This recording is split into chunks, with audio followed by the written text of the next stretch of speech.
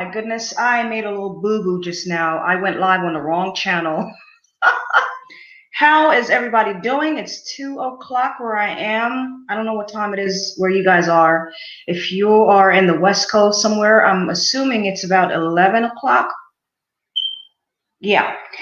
So how is everybody doing? How is everyone doing? How is everyone doing? I'm waiting for you guys to come on in the room.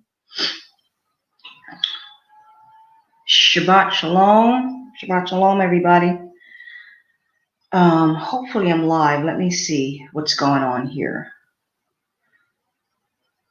I don't see the live. Oh, there we go. Okay. All right. Come on in the room, guys. Come on in the room. Let me share. I'm going to share this. I'm going to be sharing this so you guys can have the link to come on in here. You guys see the topic today. Okay, so this topic is for men and women. Brothers, if you have a wife at home who's pregnant, who's about to give birth to your baby, this is for you because we are going to talk about why it is that more and more Black mothers and babies are dying in these hospitals, in these medical facilities. Okay, that's a concern. You know, it may not be a concern for you right now because it didn't happen to you or anyone in your family right now, but it's happening to a lot of our people. A lot of our people, it's happening to, and so it should be a concern. It should be a concern for all of us, okay? Because we have sisters that are dying in these hospitals, and their babies are dying in these hospitals. So brothers, if you have any wives or wives that are pregnant, this should be a concern for you too, okay? It should be a concern for you.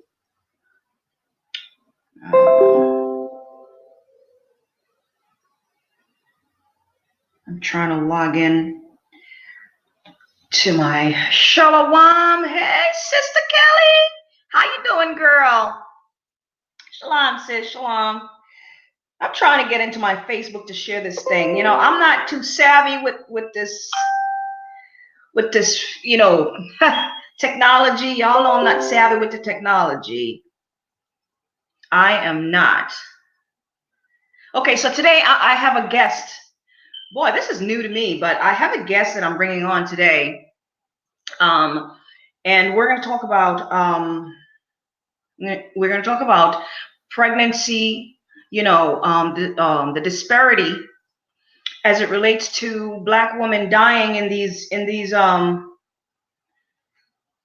medical facilities, these hospitals, when they're going in there to give birth. And we have a sister that I'm bringing on here today. She deals with midwife and doulas and so on and so forth.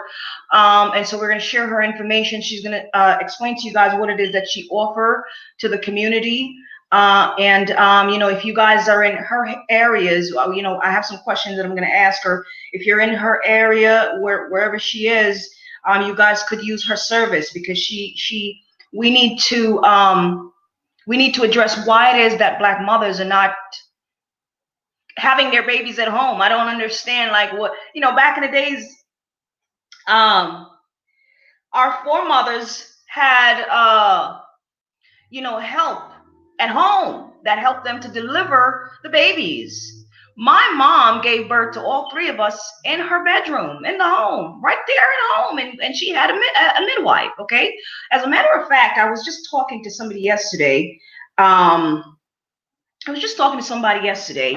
And I was telling him that when my brother was born, my little brother was born. Well, he's not little anymore, but when my brother was born, I was 8 years old, and the midwife handed me my mom's afterbirth, and I took it in the backyard and buried it. I mean, that's like common practice in the Caribbean, you know.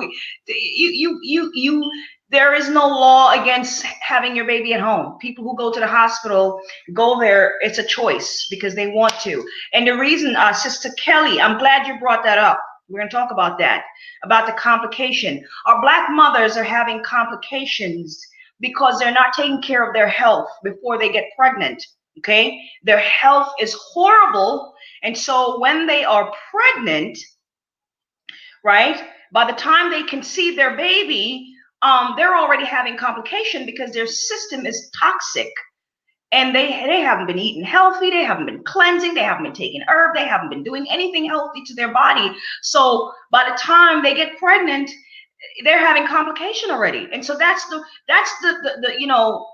the point of this entire channel, is to teach our mothers, our women, our wives, our sisters, young or old, to take care of the body, so that way, especially you mothers who are getting pregnant, if you decide to get pregnant, you're not having all these complications.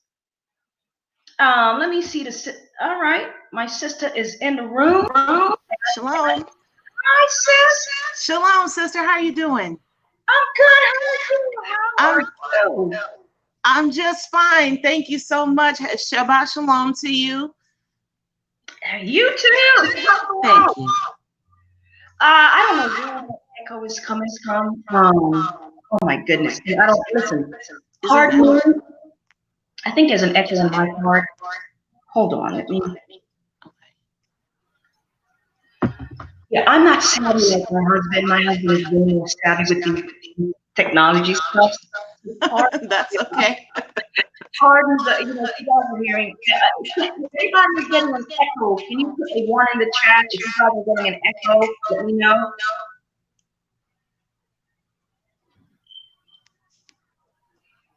Just put a one in the chat if you guys are hearing any echo.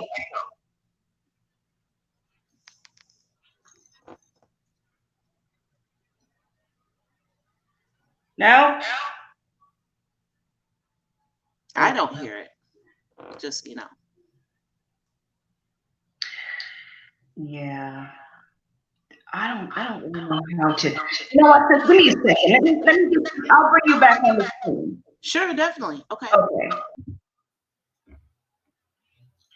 Let me see. Are you guys still hearing the echo? And Sister Shana, can you respond in the chat? Let me know if you are hearing an echo, because I was hearing the echo. And let me know if you guys are still hearing it, because I don't hear it anymore.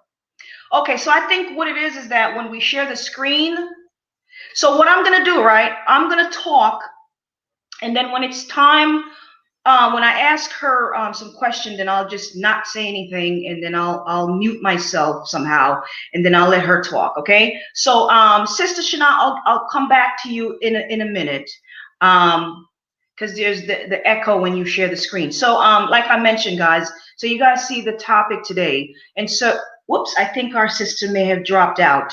Oh my goodness. Sis, let me know if you want me to send you that link again. Or you could just use that same link and come right back in, okay? All right. So the topic today, guys. Whoops. Oh, there she is. Okay. So the topic today is why are Black mothers not giving birth at home? And,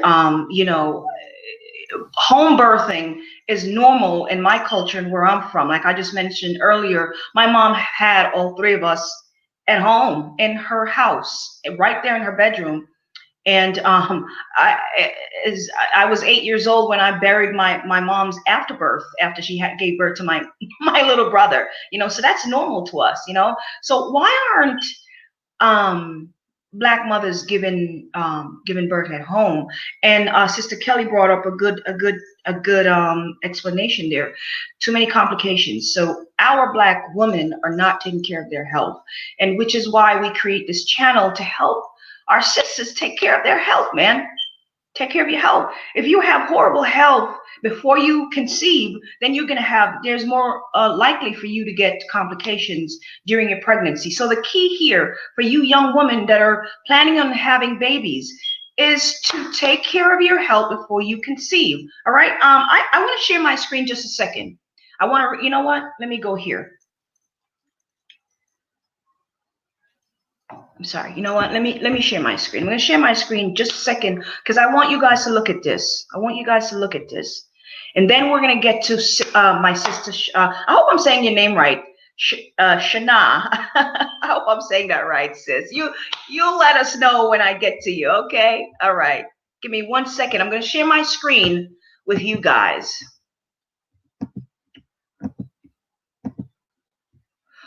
Okay, so here's a video I'm sharing with you guys.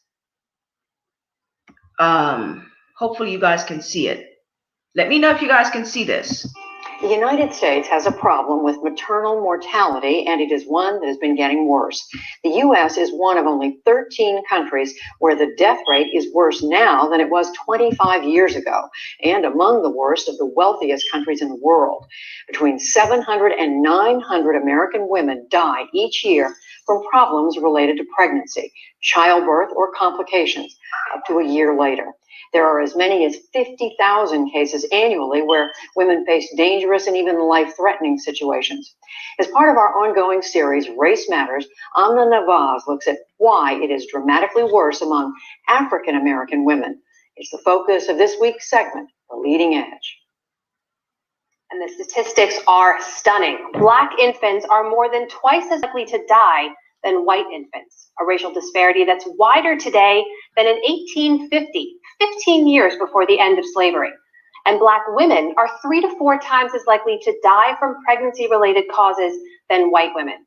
For a closer look at what's behind those numbers, we turn now to Linda Villarosa. Her in-depth report on the subject ran in the New York Times Magazine, and Monica Simpson, Executive Director of Sister Song, the country's largest organization dedicated to reproductive justice for women of color. In 2014, she testified before the United Nations Committee on the Elimination of Racial Discrimination. Linda and Monica, welcome to the NewsHour. Linda, I'd like to start with you. Help us understand these numbers. What is going on in America, in the lives of Black women, in our medical communities that's causing this? Well, what I found in my reporting were really 2 things, both related to race. The first was that simply the experience of living in America as a Black woman does something to your body that causes low birth rate babies, that causes maternal mortality, that causes infant mortality. Second is that there is a kind of racism in the healthcare system, and most of it unconscious. It's a kind of bias that's existed for a long time that we've known about that is affecting the birth experiences of Black women in America. So Monica, let me ask you now, because this conversation about the Black-white disparity, it's long centered on things like wealth and education, right? The idea being that poor or less educated women are more likely to have negative outcomes. But then last year, we all heard the story of Serena Williams, right? Who had her own very serious complications during her delivery, and she shared them very publicly. That turned the conversation on its head. Is that kind of experience more common than previously thought? Unfortunately, it's very common. And what is so critical about this issue is that we just came out of Black Maternal Health Week, the Black Mamas Matter Alliance that got birthed, from this report and work that we did, that we took to the UN. We were actually picking up stories like this and hearing this across the board from so many Black women across this country, that it didn't matter what their socioeconomic status was. It didn't matter, what their education level was. Here we are looking at Serena Williams in particular, who was the world's, best athlete. She definitely has support. She's definitely not dealing with, economic issues. And she still was dealing with the fact that she almost lost her life after giving birth. This story is just, we can see the thread right through her story and to so many women, Black women across the country. Unfortunately, their outcomes were still just not, they were not to par. Linda, I want to dig into something you mentioned about the other things happening in women's lives. In your report, you tell the story of a woman whose daughter is stillborn. Her medical story, at least, begins and ends with sort of the pregnancy and the delivery. But in your report, you trace her story back much, much further. Tell me why that's important, why an understanding of that complete story is necessary to understanding why things end up the way they do.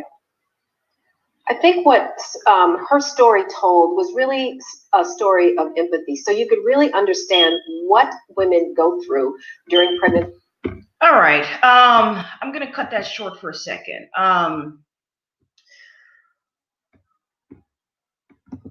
Okay, so you guys saw that. You know, these things really get me angry when I watch stuff like that. I'm going to share a little story with you guys of a sister who went into she was pregnant and she went into the ER, and she went into the, I'm just going to read it. I have it on my phone here that I'm reading.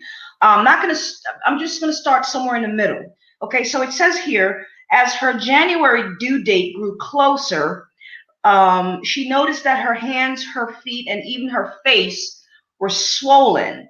And she had to quit her job because she felt ill, right? But her doctor, whom several friends had recommended to her accepted Medicaid. So it's a lot of this has to do with medical insurance.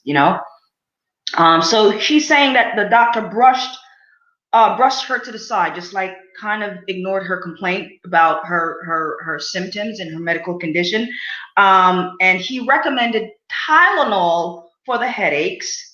And she says, when I told him my head still hurt, he said to take more, right? Now, this is a pregnant woman, right? She says at a prenatal appointment a few days before her baby shower in November, she reported that her headaches had intensified and that she felt achy and tired, right? So her blood pressure went all the way up to like almost 150 over 86, okay? Yeah, so she was having some issues with hypertension, right? Yeah, her blood pressure went all the way up through the roof. Anyway, she was having cardiovascular disease, some type of medical condition she was having there. And let me just scroll down and read. She said she recalled her doctor told her to lay down and calm down, right? And she said that he also warned her that he was planning to go out of town and told her that he could deliver the baby by C-section if she wanted to, 6 weeks before her due date, right? So he sisters, let me tell y'all something, man. Y'all are gonna have to stand up for yourselves when you go into these medical. You know what the problem is? A lot of us are intimidated by these Esau when we go into these institutions. We are too into. Why are we intimidated by these people? These people are servants. We're not serving them. I'm saying, y'all know what I'm talking about, right? Come on now. These people. Why are we so intimidated by these people? You should never be intimidated by a doctor or anybody else. You are in control of your health. Like, okay, so let me just continue the story because this is really, oh my goodness. So she complained about how she was feeling more forcefully at the appointment. So the doctor told her to lie down and calm down. Doctor told her to lie down and calm down, right? She said that he also warned her. Hold on, I read that already. Weeks before. Okay, so it seemed like an ultimatum centered around his schedule, right, to go on vacation. So she took a deep breath and lay on her back for 40 minutes until her blood pressure dropped within normal range. So they didn't mention on her record that she was having hypertension problem, right? That was nowhere on her medical record. So they completely skipped over that, right? And the headaches and the swelling got even worse, right? Okay, she said she felt like they were just throwing her away, like it was just like she was a piece of meat, like she was garbage. She said 4 days later, she could no longer deny that something was wrong with her. She was suffering from severe back pain and she felt tired, very tired, unable to get out of bed. That evening, she said she packed a bag and asked her family to take her to drive her to the hospital. Okay, in the car on her way to the hospital, she felt some wetness between her legs and assumed that it was her water was broken. But she said she looked at the seat and she saw blood, right?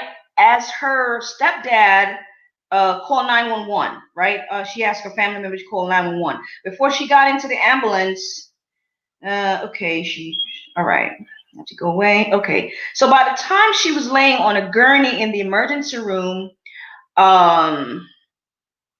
She said, I could feel it is draining that out of me, like a lot of blood had turned into a steady stream, and she could feel it draining out of her. She said it felt like somebody had poured a jug of milk onto the floor. That's how much blood was coming out of her, right?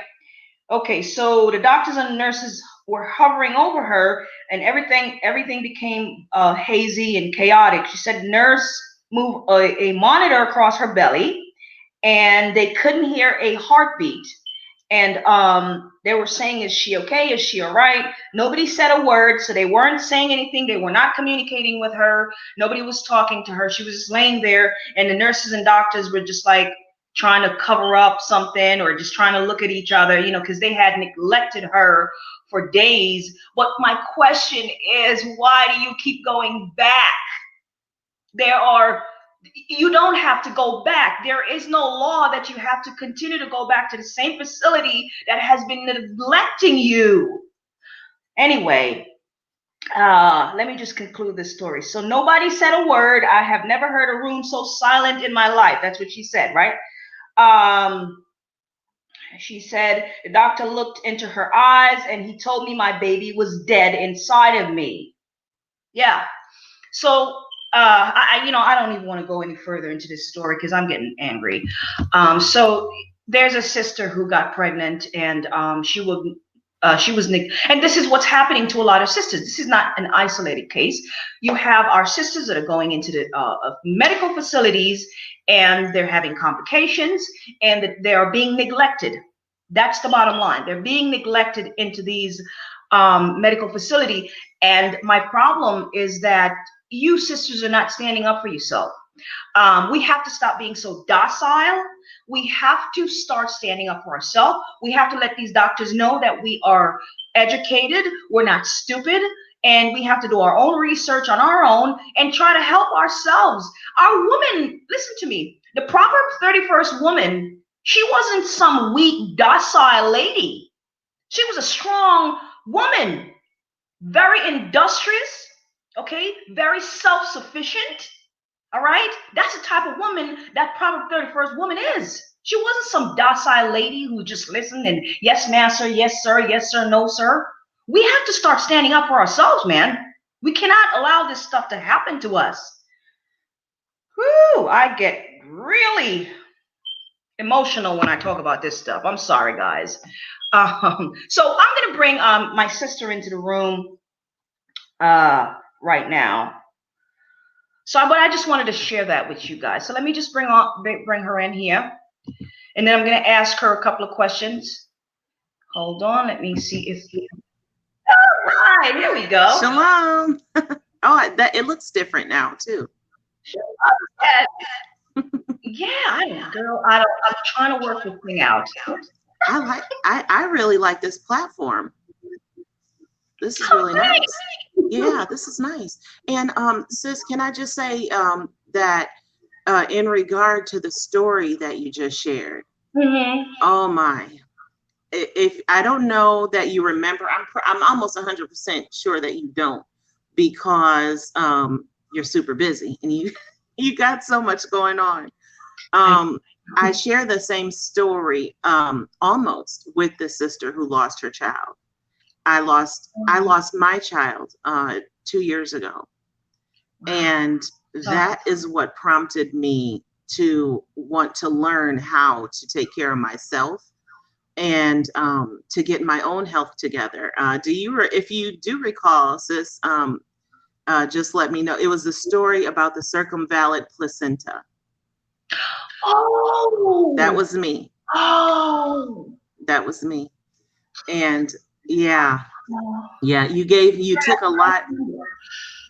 Yeah, you took a lot of time with me, sis. I'm sorry. Don't cry, because I feel it too. Yeah. Okay. All right. Stop it. Yeah. I'm sorry. Yeah, that's okay. It's okay. I remember. That was me. You and you gave me all the knowledge that you had. You poured everything you could pour into me at the time, but it was too late. It was just too late. The damage had been done, and it was due to exactly what you said. I didn't know anything except for westernized medicines, you know? Yeah. And I didn't know, it's like here in the United States, you there's you know, kind of like a hierarchy that's set up. And so in the medical profession, I mean, so when it comes to Black people, the hierarchy is, first of all, is doctor. The doctor is number one, you know? So you don't question the doctor. Underneath of the doctor, you know, is your nurse practitioner or midwife or whomever. And then, you know, you've got the surgeon general, even the news is in the hierarchy, you know. And then it's just not patient centered, you know. It's like the very last person who has a say is the patient, and they don't even realize that they are actually the one who is, you know, who should be in the top tier of this whole situation. we don't we're not told that. We're told that the doctor knows best and to listen to the doctor. And we were raised that way by our mothers, by our grandmothers. We were raised like that. And so my grandma, like you said, and it's sad, but it's true. My grandma, you don't talk back to white people. And my grandmother actually was the one who raised me. So, you know, she raised us to believe that the way that things are set up here are right. And they're, nothing could be farther from the truth. You know that. But that's the way that you're raised here. You get sick, you go to the doctor. You don't try to self-medicate. You don't go and resort back to what worked for grandma, because in talking to you, I heard a lot of things that I actually saw my grandma do when I was young, but I didn't know to do them because she never talked about them. She never taught them to us. She apparently believed what she saw. She believed what the doctor said. She thought that her way was just, some old, janky way. And she didn't think of it as, look, this is the way of our people. This is what we do. My mother did it. She didn't look at it that way. She just looked at, and she was actually embarrassed about her own remedies, because she felt as if it's like, okay, if you're doing this, you don't have money. Yeah. And so that's so that's kind of the outlook of a lot of our people. And so, we get Medicaid, and we go to government assistance thinking that they're going to do the best for us, and they're not. That's not what they're there for. They're there to they're there for population control. They're there to get our us to trust in them, and to get their hands on our children and make sure that they vaccinate them, and make sure that they just get the population under control, and get everybody give everybody basically their marching orders through those vaccinations that send them to where they want them to be in life, which either winds up in prison or dead. And that's just that's where we are. Yeah. It's terrible. So I'm gonna ask you to introduce yourself to the room. Okay. Let the sisters and brothers know who you are. Okay. So And if you have a title, share that with us. And just give us a little bit of some information on what it is that you do, what service you offer. Okay. So my name is Kana. It's Kana Azariah Yasharala. And what I've been doing is I've been learning about women's healthcare. My interest is to ultimately become a professional midwife. Right now, I am a doula. I trained under Dona International. Um, and, I've been working together with myself and some other sisters here in Arizona.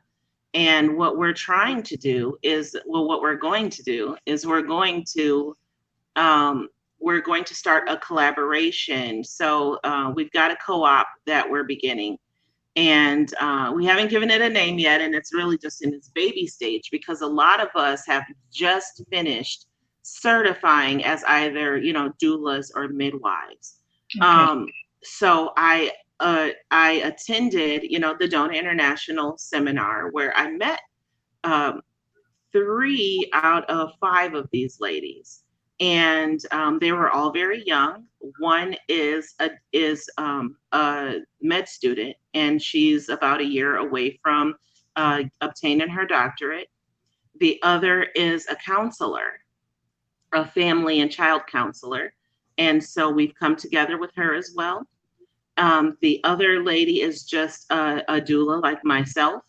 And I have another sister in the truth. Her name is Jamie. She lives here in Phoenix as well.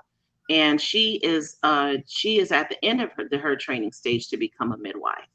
So the 5 of us are coming together to form a co-op here in Arizona. And I just thought it would be such a wonderful idea if Hebrew sisters, to across the board, were able to form some sort of a collaboration where we can refer, one another to, sisters who, may be out of our range, somewhere out of our range where we can physically get to. So, that we can share information, we can educate each other.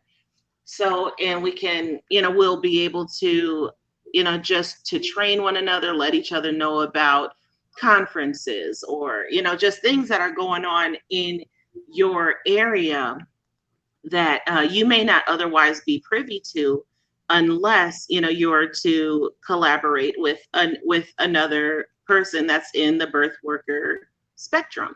So the one thing that we see a lot of is, and I tried initially to come together with some other doulas and other midwives, and I still do that. But the issue with that is, and I'm sure that a lot of doulas out there will know, that a lot of doulas outside of our nation, and especially the ones who are not in the truth, have very different lifestyles than the ones that we lead and that we are willing to operate and function under. So the Hebrew doula, it's important for us to come together and to be able to share the needed information. Dona International was an excellent trainer for me just to get me started. But one thing that I realized early on is that they really push westernized medication still, even though, they're pushing, yes, give birth at home or at a birthing center. You don't have to go to the hospital. But their very first, the very first site of trouble, or site of, an issue, the first thing they tell us to do is to refer them to, a medical doctor. And it's not something that I'm 100% against. But the other thing that they are telling us is that outside of getting them to their medical doctor, but that we should still encourage vaccinations. We should still encourage just, all the junk that have gotten us into this mess in the first place. So, in regard to the Hebrew woman, that basically puts us back at square one. So if we were to, go ahead and do things according to the way that we're being trained, by our, facilitators here in the US, then the Black woman would still be in just as much danger as she was in at the hospital. So, it's really important for us to get back to culture, and that's what I'm trying to do. I want to service our sisters. I'm 110% dedicated to serving our people and to making sure that our sisters are able to have a healthy pregnancy, a healthy birth, and and return themselves back to their former stage of health, which is something that we're not doing. We a lot of us, we will carry our baby full term and do all the right things and then after you have that baby, you go right back to whatever you were doing, before that. All that stuff that you loved, you could have avoided fried chicken for 9 months and turn around and go right back to eating fried chicken again. Well, they're right. Right. It's dangerous. It's dangerous. And and we don't realize it because it's dangerous because we're still in a fragile state after birth. And a lot of us don't know that. Our body has to replenish itself, and we really need to take better care of ourselves. So in a nutshell, that's what I'm going to do. I'm going to help assist women of our sisters, women of color, with delivering their children and help them to be able to, to come out of this thing on a healthier side. That's the prayer. Yeah, we're very grateful about this. I'm going to be sharing you have a group on Facebook, which I'm going to be sharing, so that others could, reach out to you there. I see that you did also have a phone number there that people can reach out to you. Yes. I'll be sharing that in a few minutes. Thank you. So you mentioned networking, but one other question I wanted to ask you: are you guys like planning on traveling? Let's say you have a sister in another state away, for your service. Is that the type of service that you offer, where you're able to travel? Yes. So we are able to travel. There's actually a sister now who's in St. Louis, and I'm in Arizona, and she's in need of a doula. And so the conversation, what that is going to kind of look like is, I told her the last few weeks of her pregnancy that, I could make myself available to come and be with her, during that time, if that's needed. And it probably will be needed because she's due coming in October here. So, I will have to travel, and I'm perfectly willing to do that. And the other women who are working with me have also made that declaration as well, that they're willing to travel and to get to sisters wherever they are. However, in the future, what we're hoping to do is to be able to offer referral services. So we really, really need those other sisters out there who are doulas, who are midwives, to speak up and to let us know that they're out there. I'm doing the best I can to share the page and to get other sisters to become involved and let us know, exactly where they are and what their services are and what they're willing to do. Because how great would it be if I could call another midwife in St. Louis and say, shalom, sis, there's a sister here, here's her information. Right. And just, be able to pass her, not pass her off, but just be able to put her in someone else's arms who I know is going to take care of her the same way I would. Right. Yeah. Okay, so my husband is in contact with a gentleman who owns. I'm sorry? Can you hear me, Kim? I didn't hear the last thing you said to your husband. Oh. My husband is in contact with a brother. I don't know what state he's in, but there's a brother who's a directory, and this directory is pretty much everyone in Israel, in our community, who has some type of service, some type of business, something that they're offering to the community, whether you are a doctor, a nurse, a midwife, a plumber, whatever trade and profession you have. We're putting together the directory and based on states and so on and so forth. And so I believe there was a lot of copies of that directory that were sent out to people already, and he was creating a new directory, and he will be adding people as we go. So, That's great. you know, if you allow us, we're asking you if we can add you to that directory. We're gonna, if it's okay with you, we'll be adding you and your service to that directory because we think that you are Yes. a good asset to the community. Okay. Yes, please. Yeah, please. If you'd add me, I'll send you all the contacts that I have as well, because there was another brother who had begun something like that a while ago, but since have kind of tapered off. But I've got a lot of people who have services out there that would love to be a part of the directory, and I also would love to be a part of it. So please do. I'm glad that you mentioned your husband, because it's only because of him. Now this thing is coming full circle for me today, because it's only because of him and Brother Hashar that I even know what a doula is. I never even knew what a doula was until I heard those brothers. They were teaching about it on the street one day a few years back. And they were just saying that, Black women needed to have their babies at home and not deal with, the hospitals and things like that. And, and Brother Hashar said, yeah, what is that called? And they're like, a doula, that's what it is. And I said, what in the world is a doula? I've never heard of the term doula for like here. I mean, in Jamaica we call it midwife. Yeah. Oh. So that's a new term for me too, sis. So you're not alone.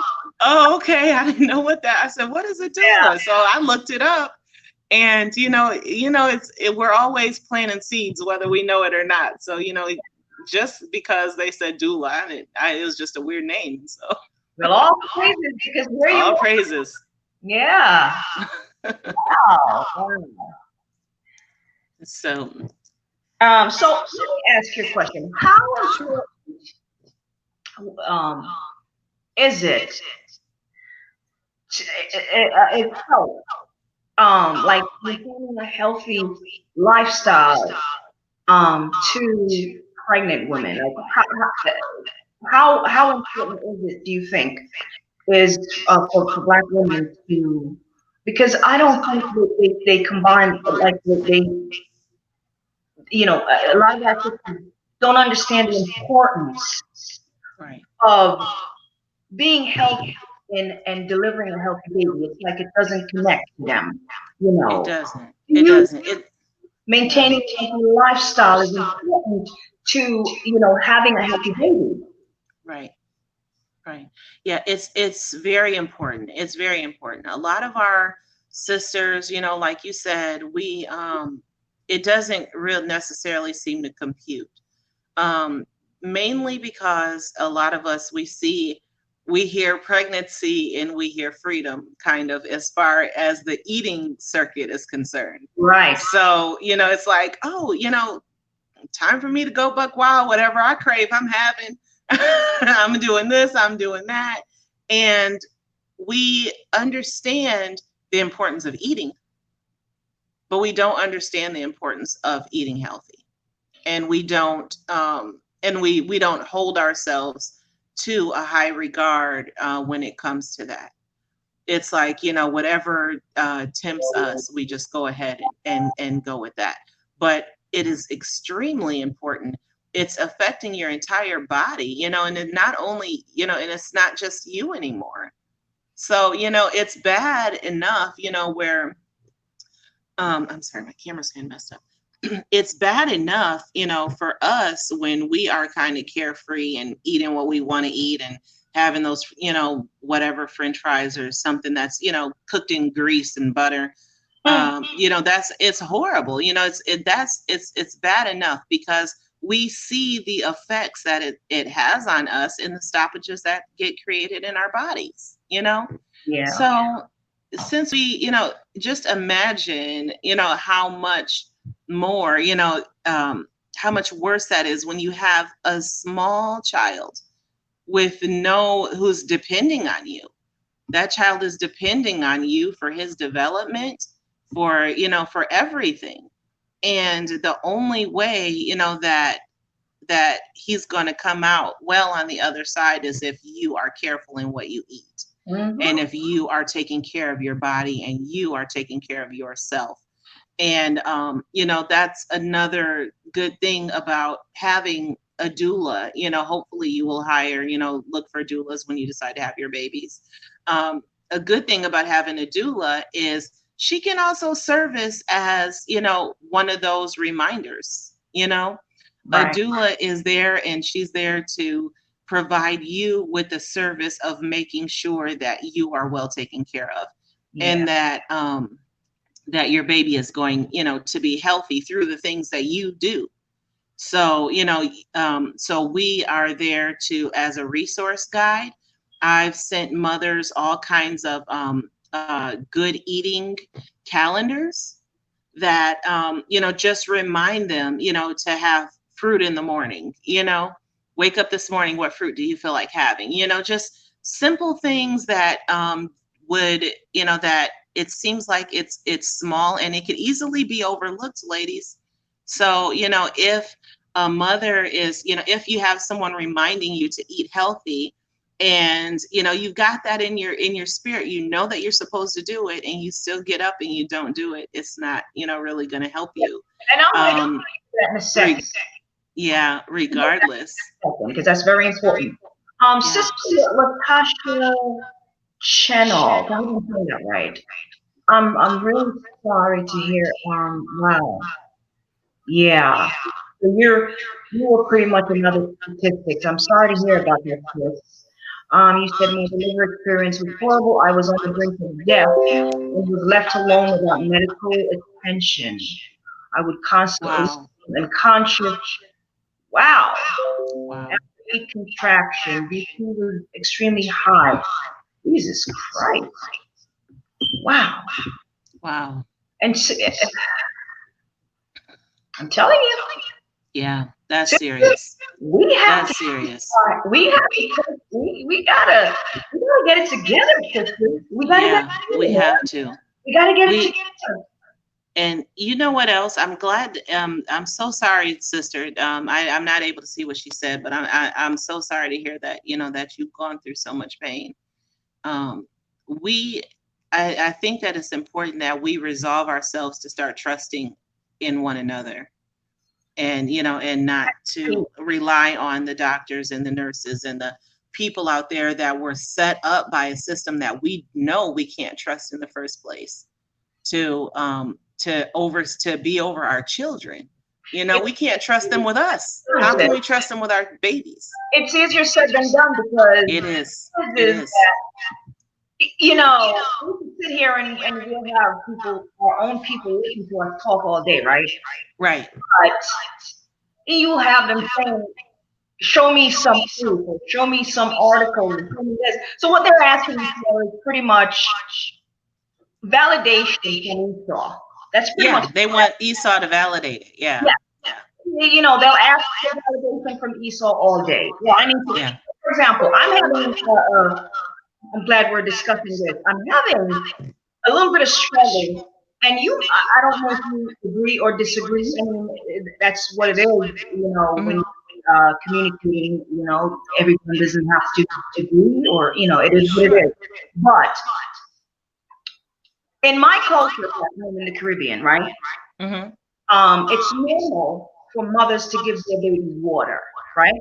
And I've never heard of babies not getting water until I came to the country. It was a shock to me, because I remember, they're growing up as a child. Mothers, after they breastfeed, right? Yeah. They would have a little bit of water in the bottle, and they'll, they put it to the baby mouth, and they'll take a couple of sips. And whenever they're full and whatever, they spit out the nipple, and that's it. But the baby will drink water, right? Now I'm hearing all type of nonsense. The baby is gonna drown from drinking water. The baby is gonna all type of stuff is gonna happen to the baby if they drink water. And I'm like, Right. how we grew up in the Caribbean. None of us died from drinking water. Yeah. Babies with eczema, right? All type of skin Right. problems here in this country suffer from these conditions.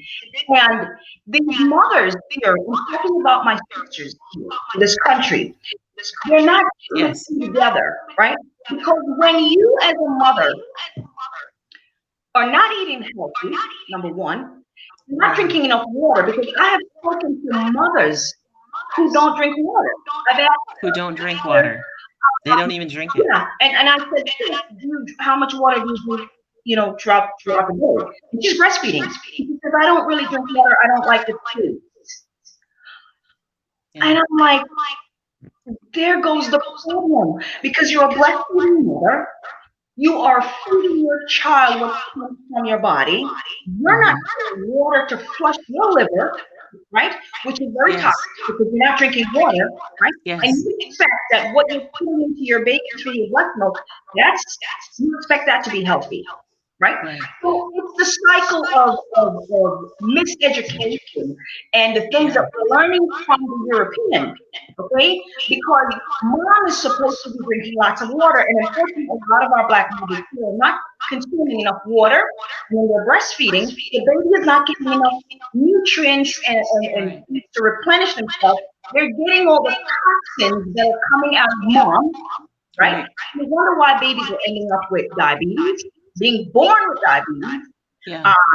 You wonder why you have a 3-week-old baby with eczema, right? And problem because your liver is toxic, mom, and all the toxin that you're feeding your baby is going right into your baby. So your baby needs to get water to protect your little fragile liver and digestive organ. It's that simple. It's that simple. Right. I agree. I try to explain it to mothers, and it's like I'm being looked at like I have 5 heads on my body. And this is what the American Health Corporation saying, and the American organization, whatever. This is what they say, and this is what we're gonna do because that's what Clark says. You know what I mean? They're not listening to little old me or anybody else that live it. I'm speaking from experience here. You're speaking from what Esau put online on Google. Right. Speaking from experience, this is my culture. This is how I was raised. This is what I see growing up. Mothers give water to their babies because a baby is a human being. And all the salty stuff, all the sugary stuff, all the processed stuff that mom's eating, all of that is going into the baby. And the baby is drinking, the baby's going to get thirsty from all of that nonsense. He's getting it. Yeah. I'm saying, and so I'm trying to get these young mothers to get it, like, understand your baby needs water. Otherwise, you're going to end up with a lot of problems with, in the inside and the outside. Right. And that's. And some people might not agree with me, but hey. I agree. No, I agree 100%. And the reason is because, me, myself, when I had my first daughter, I was very young. Thank goodness my mother was around, and she was able to show me, different things. A lot of things my mom just had to go ahead and do because I'd been to the baby training classes, and, I didn't think that, I just thought that, Esau's word was gold. Like, that's what it is. This is the way they're doing things now, Mom. No, we don't. You're not supposed to give the baby water. I really thought that. My first child, I really thought that. My daughter had started to develop thrush. And my mom said, well, if you don't put any water in the baby's mouth, common sense. She said, if you don't put any water in the baby's mouth to let her rinse down some of this, milk and stuff we're putting in there. Milk and the stuff that's building up on her tongue. Everything building up on her tongue and everything. And she said, if you don't put some water in this child's mouth, how do you expect for it to be clean. Period. She I feel said, yeah, these poor babies. poor babies. Oh boy. Poor These young babies. people are so on it. They don't. And they're and the ignorance. Yeah. Ignorance Yeah. is astounding. Yeah. They had me believing that. They really had me believing that my daughter would drown. They had me, I believed it. You know what I mean? And I was a really young mom too. So, I mean, I believe hook, line, and sinker. I believed everything they said. And, you know, she's 24 now, thank goodness. So yes, ma'am. Yeah, I do. For yourself, sis. Yeah, we had 8 altogether. The oldest is 24. The youngest is 4. So yeah. Black don't crack, sis. You know it don't. You know it don't. So, but they really had me believing that, and I didn't want to. You know, my daughter was born in '95, and I didn't want to. I believed what they said. You know, put them on the back to sleep. You know, you don't give them water. You know what I mean. You just the whole thing, everything that they said, I believed. You know, so I just I went with it. And my mom, it took her to actually, because I needed her to care for my daughter while I went back to work. Right. You know, and I would come home to my mom doing all kind of things. And I'm like, I would get upset and I'd be like, you got to do things my way because I'm in control. I'm the mom. And, you know, and I just really thought I knew what I was talking about, you know, but she did raise you. She did raise me successfully and my 2 brothers. I don't know how they made it, but they did. But but still, you know, she did a good job, you know, and she taught me about pot liquor and about, you know, just different ways and things that I could do, you know, for my daughter when she got sick. And so it was a blessing having her there, you know.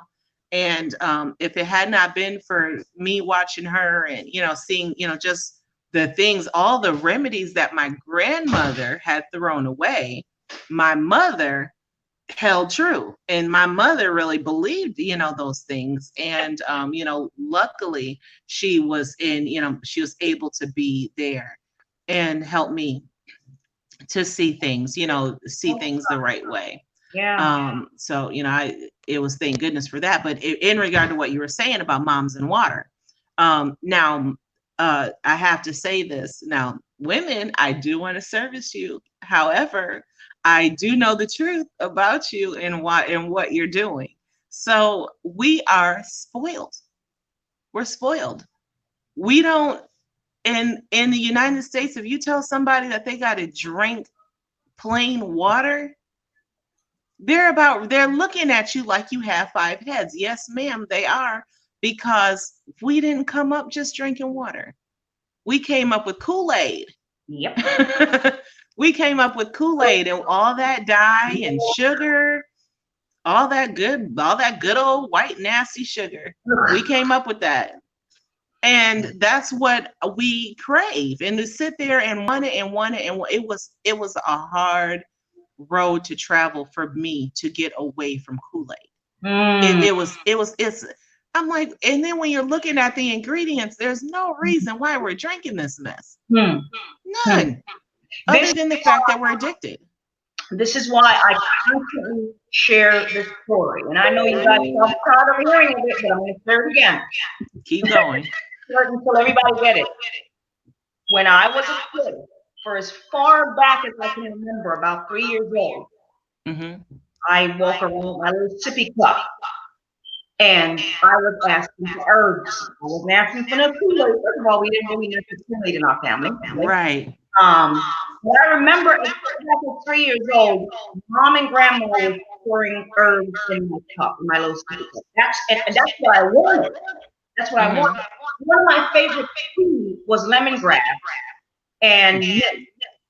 And that's what I was looking for. I would just go in the kitchen and ask for some lemongrass. It's like Cuba grass in the Caribbean. And that's all I wanted in my sippy cup. Some Cuba grass or some milk. Okay? Right. I wasn't going in the kitchen asking for no milk. I wasn't going in there asking for sodas or juices or nothing. I wanted some herbs, some tea, some fresh Right. grass, or some fresh mint. You see, Right. so I'm trying. It's hard, but I'm trying to get sisters. A brother said this to me, and I agree. Sickness begins in the mind. That's Right. where, Yes. because up here you have to be able to change this in order to make changes anywhere else. You see, Right. and I'm trying to get sister to make these changes, if not for themselves, but for their children. For the Okay, child. stop giving the children sodas and milk and store-bought juices and whatever. If you're gonna give them Right. juice, gives them some fresh smoothies or some fresh homemade juice, right? Yeah. So Yeah. put some water in their sippy cup, for God's sake. You know what I mean? Right. Put some Right. herb. It doesn't have to be anything fancy. Some lemongrass, some chamomile, however you pronounce it, right? Right. Some peppermint, just some simple herb. Just put it in your baby's mug and give it to them. You know, Yes. that'll get their Yes. taste bud used to taking herbs. And Yes. get them away from the cereal and milk and start giving them some fresh fruits as snacks. Right. You know? Right. Right. Yeah. Yeah. We and you know what you're saying is I mean, obviously it's true, you know, but it really needs to be said, and it needs to be said again and again. So I'm glad that you're sharing it again, because it needs to be shared. My own family, we just started cutting those sort of things out, cereal, you know, and have replaced them with a smoothie in the morning, Right. and you know, or something, you know, like that. And so smoothie, fruit, you know, something. It's like, and the kids moms are happier, and they are the ones who are pleasantly surprised. And you know, that I was willing, now this is a sad story, that they were pleasantly surprised that I, their mother, was willing to make smoothies for them in the morning. Wow. Our children actually see the cereal and milk as basically an indication that mom doesn't care. I don't know if you guys know that, but it's true. And there's actually an article out there, and I'll share it later. There's actually an article out there about it, you know, and where basically there was just an interviewer who went around like a school, and he asked kids what do they eat in the morning. And when he got down to the amount of those who ate cereal, which the majority ate cereal, he asked why did they feel as though their mothers made cereal. And the kids their answer was always, because we're in a hurry. Because we're in a hurry, because mom doesn't have time, or, you know, because, you know, mom just, that's what I like. Mom just, you know, but that, even them saying that that's just what they like, that answer was few and far between. The main answer was, we don't have time. Yeah. From a child. Some of us just don't know better, and some of us don't care. Yeah. Yeah. And so the sad part is that the mother herself, she's not seeing it that way. A lot of times she's thinking that this is what my kid, you know, oh, you know, he'll like this. This is what's on TV. This is what he asked for. So I got him what he asked for. And, you know, voila, I'm a good mom, you know. So, but, you know, the problem is, and you're not a bad mom because you're doing that, you know, but you need redirection. You know, you really need to be redirected. You want to provide your child with something that they're going to enjoy, and you don't realize that they will enjoy what you give them, you know, and there's ways to help them transition, you know, from cereal into a healthier option. And it's a way, and here's another thing that we don't think about: when we are in a hurry trying to give our kids a bowl of cereal, how much faster is it to give them a banana or something that, you know, right. The banana's already ready. It's in a package and everything. You just give it to them, and you let them peel it, and they eat it, and you go on about your day. And we're thinking about nutrients when it comes to our baby's health. You know, everything I put in my mouth, I gotta ask myself, what nutrients is this providing my body? Yeah. Well, I don't Yeah. think it's going to provide any type of nutrient to my body. I'm not eating it. Right. And that's why I had to get a lot of the crap. Because there's Right. no cereal. Right? You know, it doesn't matter what health food for, if it comes from Trader Joe's and it's organic and blah, blah, blah, blah, blah, blah. Right. Cereals are processed foods. Yes. They're extremely processed. By the time they are dehydrated and dried out and turned into these little balls and these little colorful things with all the Right. colors and stuff, there's Right. no nutrients and it's filled with No. fake coloring and preservatives. Yeah, it's poison now. Yeah, It's poisoned. It's been remade into poison. there you go. Yeah. So yeah, I'm with you. I agree 100%, especially in regard to, you know, like the water. You know, moms, you know, there's nothing wrong with water. And I'm sorry, I don't want to lose the thought that I was having in regard to you saying that that you had the conversation. I saw a conversation on your group in the Healthy Hebrew group, and it was about water. And there was a sister who felt like who shared a lot of articles and things like that. She shared one article in particular of a couple or a mother who was prosecuted because she'd given the baby water and the baby died. And so, and she said that the water, you know, there was like a term for the water where it was like almost like toxic. So, you know, basically, the water that was given to the child was not clean water. So I don't know where the water, you know, came from. You know, it definitely wasn't anything that was, you know, clean for the baby to drink. And, you know, somehow, and we already know how Esau does with their system. There's no telling if the water was actually contaminated or not. You know, probably if you're asking me, the parent admitted to giving the child water.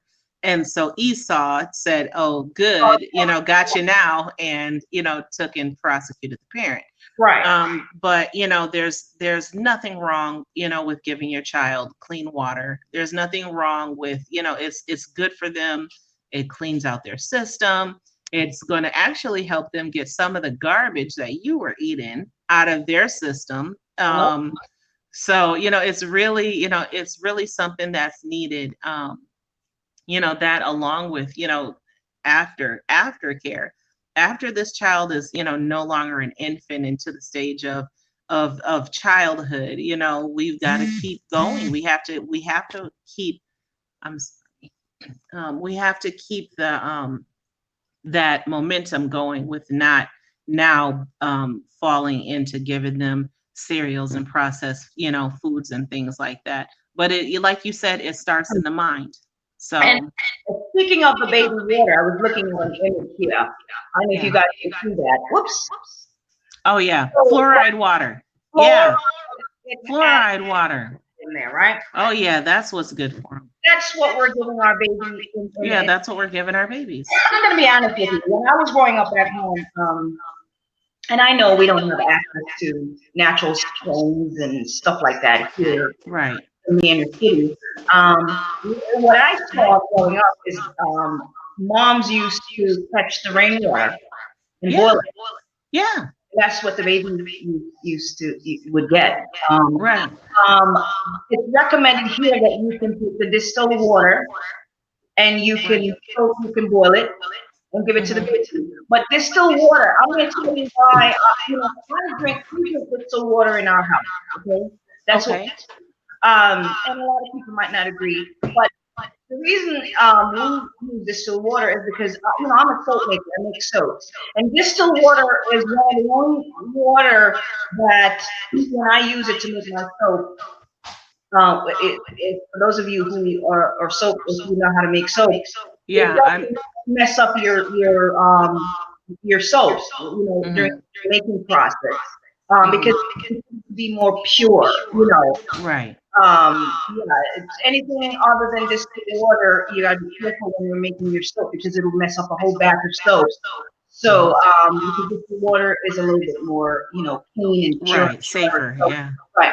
So that would be my recommendation. That's just my personal recommendation. Um, if you're wondering what kind of water to use, Yeah, that's a great one, yeah. you can boil it and just cool it down in the refrigerator and give it to the baby. My recommendation for a healthy mom who's breastfeeding, start giving your baby water after 3 months, right? Now, Mhm. personally, when I was growing up, I see moms giving their newborns water. Okay? That's where I saw it. Right. But Uh-oh. Yeah. it's hard to kind of break certain habits here in this country when somebody's It's so oh afraid. Lord. Oh my God, Yeah, don't say that too loud. I'm breastfeeding after 3 months.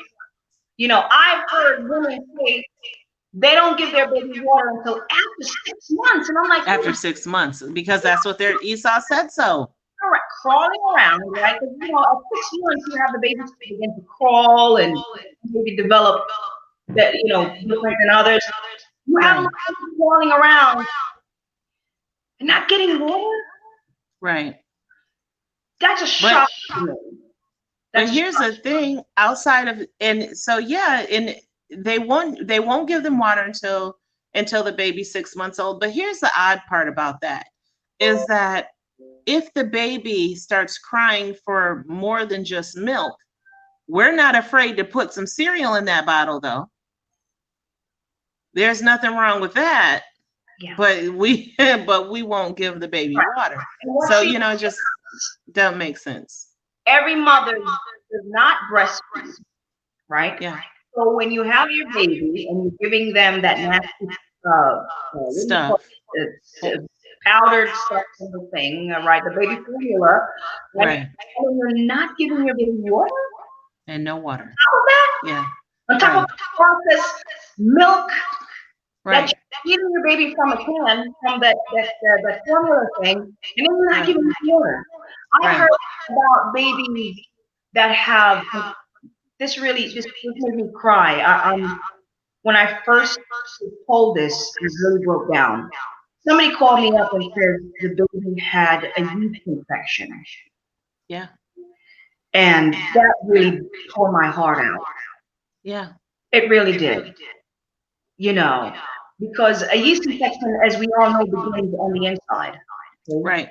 It starts inside, an unhealthy, system.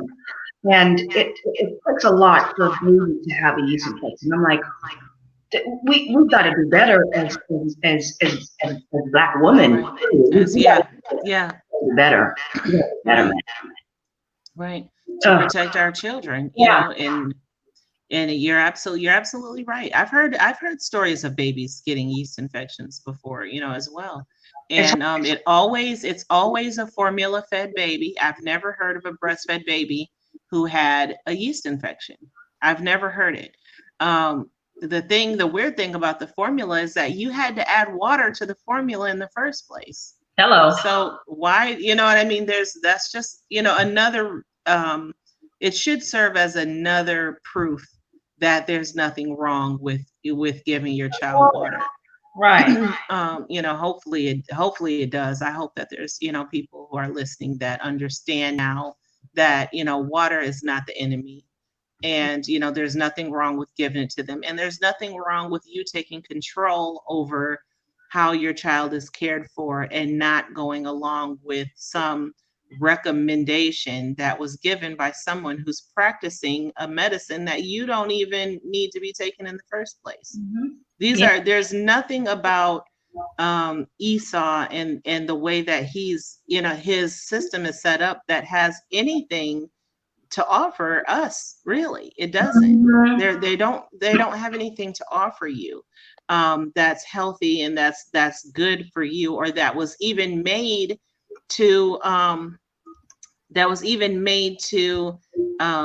serve you in a way that's gonna to support your life at all. Everything that they've come out with is 9 times out of 10 something that your body will reject. So in one way or the other, and And the proof of that is babies with yeast infections because they haven't had any water. Yeah. You know. One thing I wanted to touch on is the way that our women used to give birth back in the day, and that's why we had birthing schools and so on and so forth. Our women did not lay on their backs and have children. Okay, Right. the proof is in the pudding. The proof is there. You guys can go Google these things. There are birth. Right. My mom, gave birth squatting. Yeah, squatting. Yeah. If you have to go, and I mean, unless you have no legs and whatever, and you see you have a complication, there's no way. If you go into the bathroom, right? You're in a squatting position. Yeah. You're having a baby that's coming out from the same area. Yeah. You're supposed to be squatting. Okay? You're doing the same thing. Yeah. Same way, most guys create the body so you squat when you're giving birth as a woman, all right? And so that's why the woman is in so much pain because she's not in the right position when she's giving birth. And that's why she needed the epidural and all these medications to stop the pain, right? Yes. And I'm telling you that you need to be squatting because they might lose, money from selling you their medication. That's all it is. That's all it boils down to. They have to lay down so that they can sell you their medication, right? Right. Our sisters need to know that and there's a lot of sisters in the truth.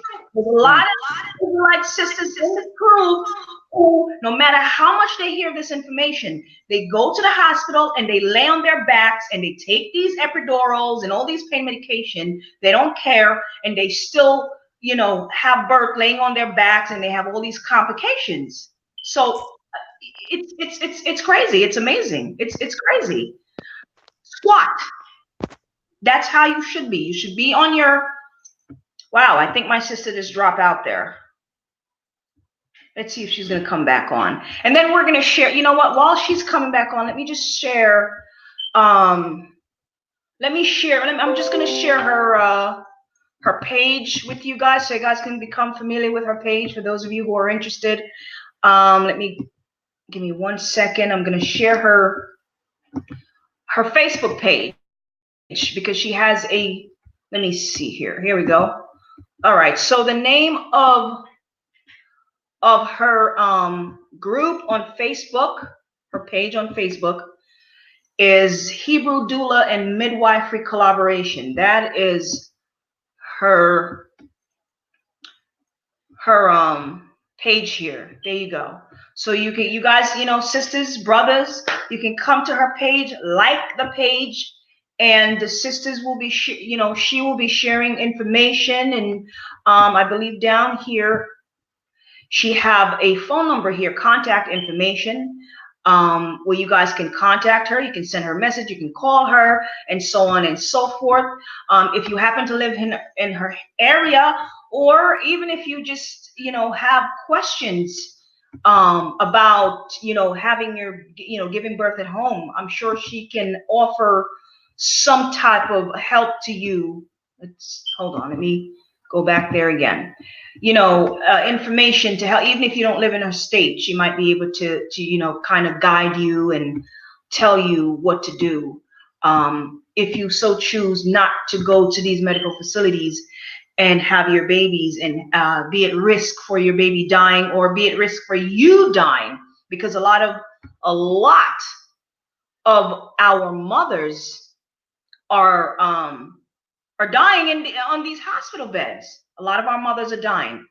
So once again, here is her page, Hebrew Doula and Midwifery Collaboration. You can come back to this video, and here it is again, and then you can go search for it on Facebook. All right, you go search for it right now. All right. Okay, so let me just bring her in. I think we've been on here for a little while, so I'm gonna end the live stream. Let's just ask the sister if she have anything else that you want to share, and then I'm just gonna go ahead and Hey, okay, so yeah, I don't really have anything to add except for I caught the tail end. I got booted out somehow, but I got the tail end of what you were saying about about our sisters. And sisters, please know that when you're when you're delivering your babies, a lot of the complications that you're experiencing are definitely coming from you laying in a hospital bed and not in an upright position, squatting. And that's where and so like the sister was telling you, she's telling you 100% truth. I have proof. I can provide it to you. I will provide you with resources and anything that you need that will assist you in delivering a healthy child, because a lot of information is hidden from us. It's not healthy to lay on your back in a hospital bed and deliver a baby. It's not. When the child is coming down the birth canal and you experience all of a sudden, the child has stopped. It seems like my labor has stopped. It stopped because you're laying on your back and there's no momentum. There's no momentum for the child to continue going down the birth canal. So then the doctor tricks you and says, oh, we're going to have a C-section, which is another bill, by the way. And the whole purpose of you laying there on your back is to slow your child's birthing experience. Yeah. Yep. So, in the doctor's pocket. Yes, going right in their pocket. So listen to your sister. She has a lot of wisdom. I've been listening to her for a long time and implementing 95% of the things, that she tells us and teaches us into my own life. And the only 5% that's left is left because I'm lazy or trying to figure out how I'm going to get around to doing it correctly. But I've never heard the sister say anything that was not true. So I hope that you all are listening and really taking to heart, because it's your family that we're trying to protect. So if you want to contact me, I also have an email, delivermedoulaservice@gmail.com. You can feel free to send your emails there. I saw the sister share my page. Thank you so much. I appreciate it. I'm going to share the link to the email if you don't mind. Sure. In the chat here. Yeah, sure, definitely. It is. I just email there. And that the phone number that is on my webpage, that's my cell phone number. I'm a business owner, and so you can call me anytime. I will make myself available, sisters. Right. I promise. I will make myself available. And I'm link to your Facebook page. There it is. Okay, perfect. There in the description, in the chat there. Okay, so there it is. Okay. So that's the sister's email, and that's the link to her Facebook group. Yes. Thank you. Right, sis. It was a pleasure having you on here. It was a pleasure, sis. Hopefully, we can have you on again later on. Anytime.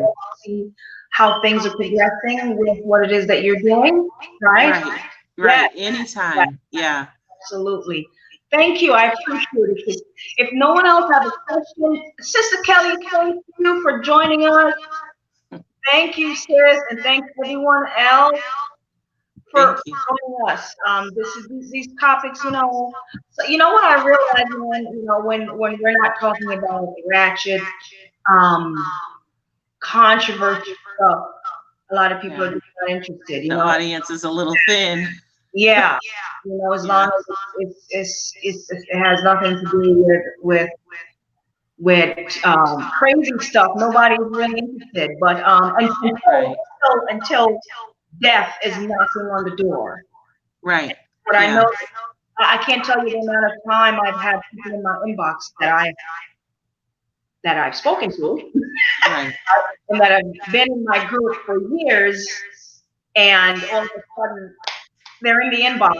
Oh my God, sis, this is happening to me. And it's like, yeah. Why were you not implementing the things? Yeah, do this. Talking about. Do this. You're in the group every day. I see you commented. I see you interacting. You haven't been implementing anything. And now, this small little problem that you had that turned into a big problem, you could have stopped it if only you just take some steps. Yeah. to prevent it, you know? Right. Yeah. Right. Yeah. We need more determination, that's for sure. We need some determination, because a lot of us are seriously lacking in that area. And and especially in the United States, we have to come out of being spoiled family. We're really spoiled people. I don't well, I call it indoctrinated. Yeah, indoctrinated. That's you know what? Oh, yeah. We're That's indoctrinated, what it is. not spoiled. That's what it is. Everything Esau tells us to do, we do it. Yeah, we do it. We do it. Fashion industry, right? Yeah. Every style that Becky have, if they tell us to wear turtleneck this year, everybody's in turtleneck. If this year the color is pink, everybody's in pink, right? Well, I used to Yeah. work in the in the fashion world. I used to be a man. I used to manage a department in a popular department store called Nordstrom, and I know if you're Oh familiar yeah, Nordstrom's. Yeah. and I worked at Nordstrom for years. I managed one of the departments at Nordstrom, and so what I noticed working there is that every season there is a style, and Mm-hmm. Esau is the one that come up with this style. Every season there's a color, there's a Yeah. particular color that is in season, and so they make the standard for what style of clothes to wear, what color, what fabric, what this and that. And I see Eve and Jake in general just they flock to store, and because this is what Esau tells us to wear. Yeah. This is what's You in. know, this is what's in. You know what I Right. mean? And so it's like everything that Esau does, we have to follow, and we got to break from that Yeah, because we the do. standard and We way do. of life does not apply to us. It Right. doesn't. And even for those of us who are in the truth, we still have not really gotten out of the world yet. Yeah. Yeah. We're still It's hanging on. right. Right. Right. Because it's that like it's that Babylon in the mind. You got to Yeah. come out of it. Yep. You have to. If you don't, then like you said, we will just keep following. And I thank you for that. I'm going to receive that as a correction, because you're absolutely right.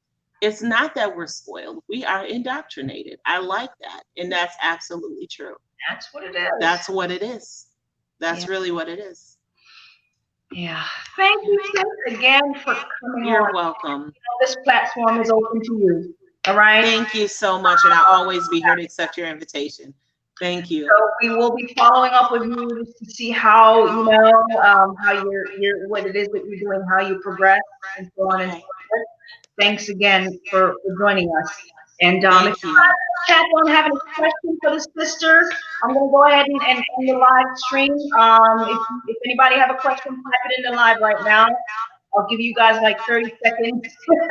If you don't have any questions, I'll just go ahead and end the live. And just thank you guys. And do me a favor, just give thumb up the video. Just give the video a thumb up so people Yeah. on YouTube can see this video and share it, and 'cause Definitely. topics are very important. All right, Yes, please. Yeah. hit the like button. That's all you have to do. So it becomes relevant on YouTube. All right. So All right. so I'm just gonna go ahead and end the live here. Thank you again, sis. I really appreciate you coming on. You're welcome. Shalom. Shalom to everybody. So and thank everyone for tuning in. All right. Okay.